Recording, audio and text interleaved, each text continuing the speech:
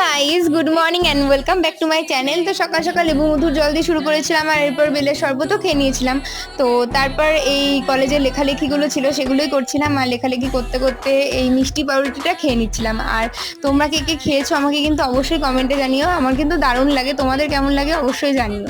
তো যাই হোক, তারপর দুপুরে লাঞ্চে ছিল ভাত, দই পটল আর পনির ছিল, সাথে টক ছিল। আর আজকের ওয়েদারটা নিয়ে তো তোমাদের কিছু বলার নেই, মানে অসাধারণ ছিল। পুরো মেঘলা করেছিল দুপুরবেলা, আর একদম ঝমঝমিয়ে বৃষ্টি, সাথে এরকম ঝড়।